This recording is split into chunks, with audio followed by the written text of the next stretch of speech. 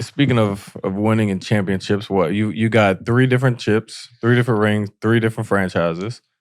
I got a question. Which one was either your favorite or the hardest?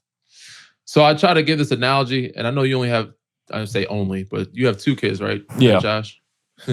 It's like saying, which one is your favorite twin? You know what I'm saying? Like, which is your favorite? Don't ask him. He has one. You have a favorite? Everyone, like Deion Sanders. Everyone. No, he says it.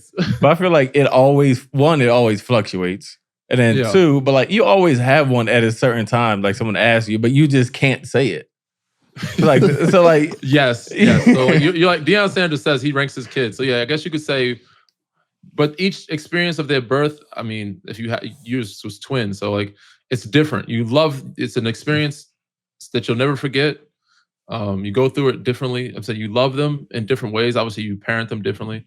But it's hard for me to say like a favorite. I know the bubble was the hardest. That was a pain in the ass. We didn't get to celebrate it. Probably my least favorite.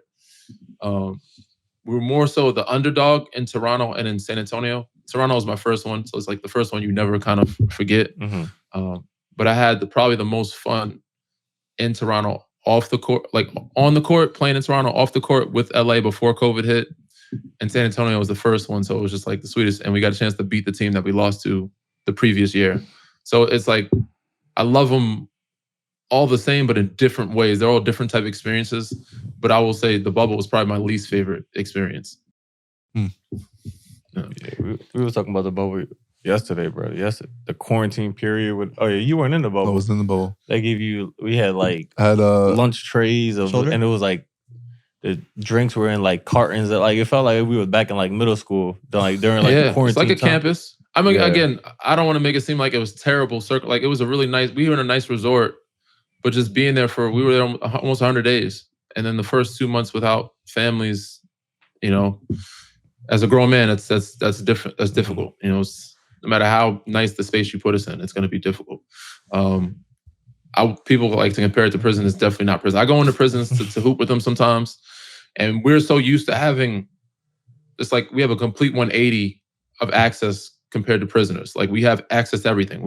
There are no freedoms. We have all the freedoms in the world. So when they come on the outside, it's kind of a culture shock, and we come to like the normal side of life. Like when guys retire, it's kind of a shock to us because we're not used to being a normal civilian, So when you have so much access and you get limited to that space, it's hard for us to adapt and adjust to it. So it was a pain in the ass. Danny, talk about that experience. You said you go to prisons and hoop with prisoners. Yeah. Do they? Yeah. So are they like Danny Green's here? We're gonna go hard. There's a group that I go with. It's called Between the Lines. 2 of my closest friends are the founders of it. Tori Stapleton and Darren Duncan. One's from Jersey, one from New York. And ultimately, they've been going in for years. I've been going in for about 3 or 4 years. But the first time I went in, like the experience was so dope. I was like, I got to keep coming back. They give unlimited thank yous, man. They're just excited to meet you. At first, I didn't play because I was rehabbing my knee. I would just be on the sidelines, coach, and then talk to them, listen to their stories. They have some wild stories of some of them going in at 17, 18, and now they're like 54 years old over something, I wouldn't say small, but over a mistake, just hanging out with the wrong people, being at the wrong place at the wrong time. It could have been any one of us, you know what I'm saying? So, and people look at them as monsters. Like there's a percentage of them that have done some crazy things, but that's a small percent. A lot of those guys are just with the wrong, grew up in the wrong atmosphere. But it's dope. We go in, we go hoop with them. We bring a DJ, music, try to give them a day of quote unquote freedom, and share their stories on the platform. They bring in cameras. They do like a little podcast session with them, like sit down and share, their experiences on the inside, outside, and try to be an inspiration for kids on the outside and for those who, are also on the inside, not to give up, give them some positive, and they can change their lives. And, that group also is trying to be a resource for them for when they get out to like help them get back on their feet. So it's a dope, it's a nonprofit called Between the Lines. So they do some good stuff, man. I'm just a volunteer. I go in whenever I have time and free. It's like once every, month or two. And it's in California right now. They're trying to expand. But it's a dope thing, man. And so we all have people that we're tied to that has been on the inside. Like my dad was incarcerated when I was young in college, my uncle when I was younger. So I know how it can affect the whole family and how difficult it is for them and for families that are waiting for them. Or some of them have been in there so long, some of their family members have all died and passed away. So But we have some random times we'll bump into somebody like a Blueface on the inside or Suge Knight we just saw recently. The last yard we was on, I didn't see them, but the Menendez brothers resided there, and I had to leave early. But like you'll run into some high profile people in there too, and they're just like us. They're regular humans. A lot of them are very much humbled by the space because it ain't a space you want to be in. Damn. I mean, that was pretty deep stuff, but you've played. Have you been cooked yet? Is the real question. Not individually, but we've lost. We've taken some losses. They physical in there, bro. So it all depends on the level.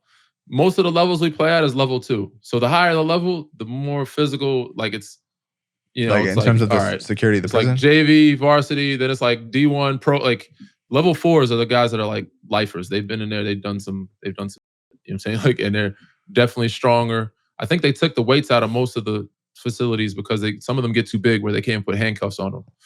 But they referee, so they're refereeing the game. So we've lost. They're their own referees, but they get physical, man. They be beating you up. So we've lost a couple games, but not a lot. So my record is probably like we play like 2 or 3 games a day. When we go in there, we probably do like 2 days. Probably play like 24, 25 games. I probably lost like 3 or 4 times out of like the 25. But yeah, it's usually level 4s where we lose. Because also I hoop with, we have some girls that come in that they shoot, they can play well. But we come in with not a lot of people. Sometimes we have no subs. We get tired. They in great shape. Like that's all they do all day is just run and hoop. And they're still 50 years old playing. But yeah.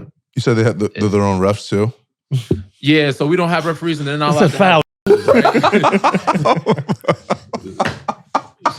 So we're not allowed to have, they're not allowed to have whistles because the guards have whistles. Right. So they can only, and half the times they can't even stop the play. But we give the job to a couple different inmates to referee the games, and of course on level 4s they ain't about to call fouls on their homie. They trying to win too, and also not trying to be on the bad side of their homies on the level 4s because there's a lot of tension in there. Like in the level 4s, it's very segregated. It's like you'll see the blacks over here, the Hispanics over here, the whites over here, and then the only time that they come together is kind of when we bring them together to hoop, do like a 3-man weave, some drills, but it's hard to get in the level 4s because they have some every day where somebody either fight, somebody gets stabbed.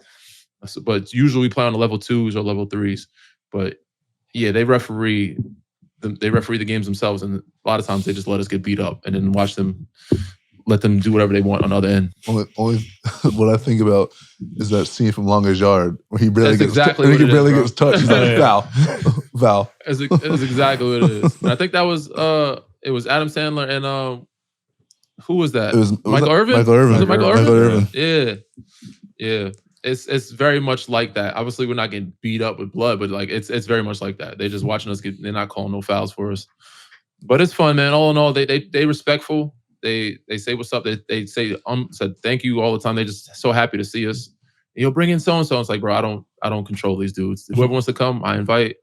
You should get so and so out here, bro. I'm not getting LeBron to come here. Like, it's a dope experience, bro. But I'm not asking him to come. And even if he could come in here, I wouldn't advise it. It's just like it would be a lot for somebody of that stature. But whoever's in California, if y'all are out, and I think they're doing Rikers. So not that y'all have to play. So a lot of guys come in and just sit on the sidelines, chop it up with them. But it's a cool experience. That's dope.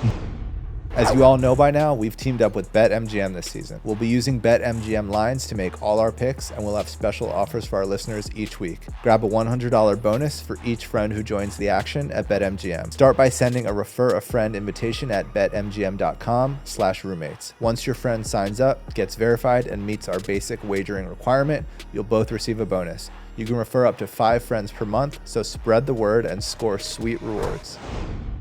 Some of the best calls happen off the court, like a halftime check-in with your dad to break down the first half. Okay, Jalen and Rick, we see you. Moments like that matter. And that's exactly what the AT&T guarantee is all about. AT&T has connectivity you can depend on, or to credit you for a full day of service. No calls, no stress, no scrambling. Just solid coverage from a network that has your back. And you know who else has your back? I do, Cap. That was the nicest thing you've ever said to me. I swear I didn't pay him to say that. I got you, Cap. We locked in and connected for life. You know when else I got your back? When I dish out a rebound for you to shoot that 3. Just doing your job, but I appreciate it. Staying connected matters. That's why in the rare event of a network outage, AT&T will credit you a full day of service. That's the AT&T guarantee. Visit att.com/guarantee to learn more. AT&T, connecting changes everything. Credit for fiber downtime lasting 20 minutes or more, or for wireless downtime lasting 60 minutes or more caused by a single incident impacting 10 or more towers must be connected to an impacted tower.